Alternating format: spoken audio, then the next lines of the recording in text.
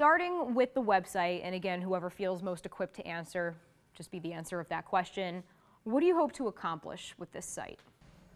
Well, when we first attended some candlelight vigils, we were really inspired and wanted to join this movement. So we went online, looked for websites that were geared towards students. You know, they have Moms Demand Action, the Coalition of Stop Gun Violence, but then they didn't really have anything geared towards students.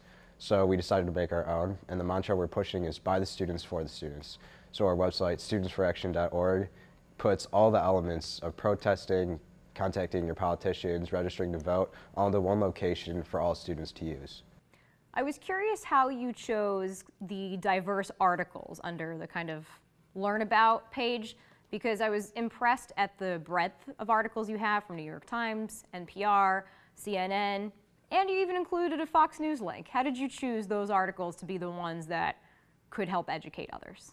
It's about informing students, and you need to open up a whole spectrum for everyone to see.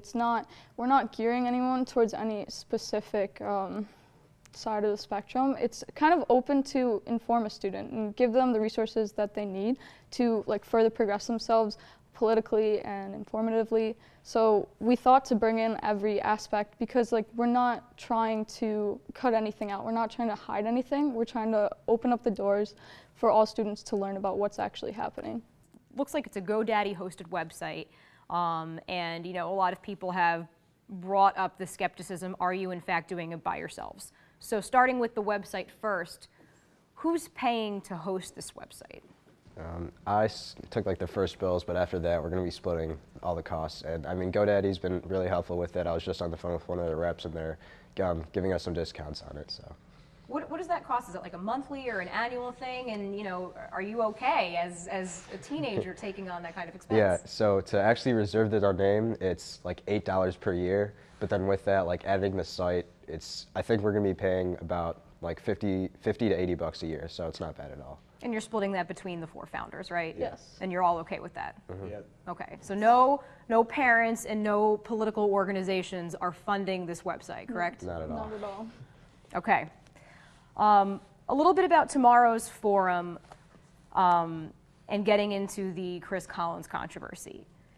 Since 2016, really, we've reported on the fact that he has always been against public town halls. So why do you expect organizing a public forum would get Collins to come when he has publicly been against partaking in events like these for at least a couple years now? Well, it's a different format than your typical town hall where people just walk up to a mic and just say whatever they want. Here we're going to be moderating. We have moderators, and they're going to, if you want to, you can, we're going to have little cards actually where you can write down a question and send it up to the moderators and they ask it for you. So we're able to control the event, not let it get out of hand while still letting everyone have a voice. Are you willing to meet privately if he's willing to meet privately?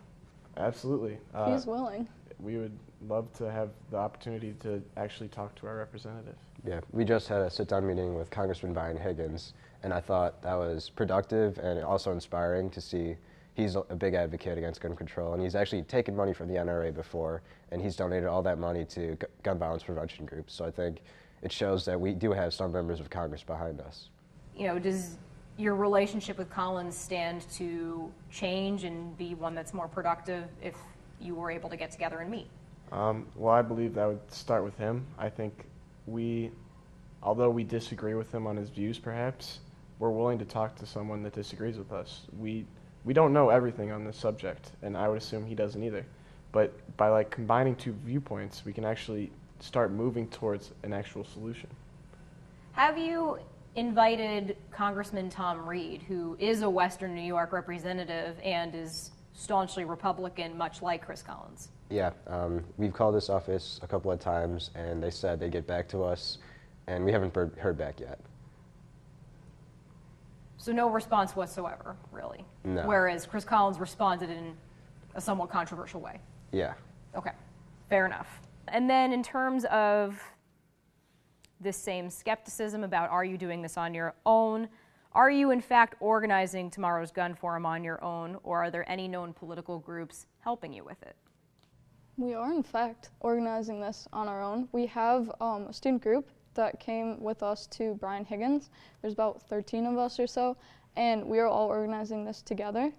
There are groups that have came out and asked us to help us out, but all the actual process of having the forum, going through the questions, meeting with these representatives has all been SFA bound. It's only us.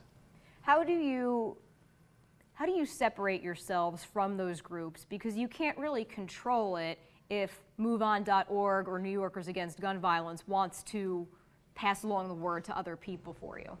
I mean, if they're willing to spread our message, we're by all means okay with that. And I think they've been encouraging to us and helping us along the road. But really, the ideas and how the event wanted to shape out, we were the ones that said, hey, let's have moderated questions, let's have student moderators, and the event's going to look like what we want it to. How is it going to look?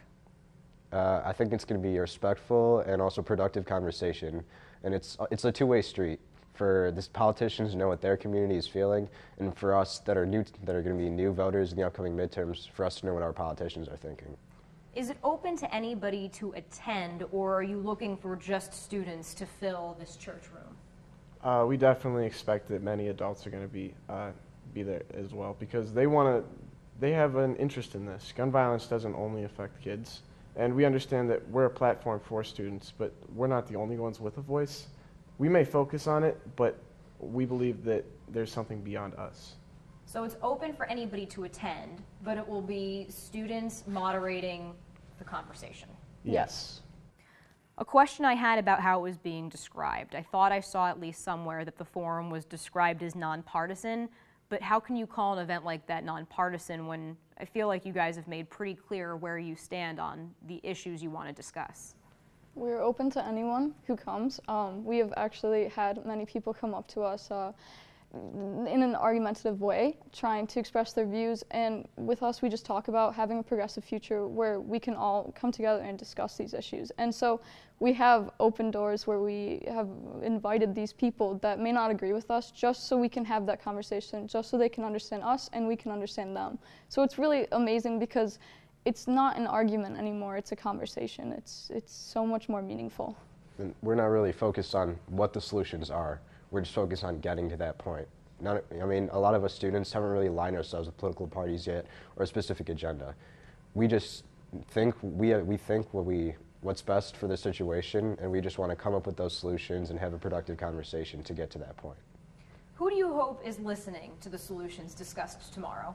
Well, first and foremost, obviously, the people who can actually propose them and actually move them through Congress, state legislature, whatever you might have it. But beyond that, I think anyone who's attending, if they're listening, and even further than that, I think just understanding that anyone can have a voice and a part in the conversation is powerful, and it empowers students. And when you empower students, the trickle-down effects of that go far beyond, and you find it everywhere around you.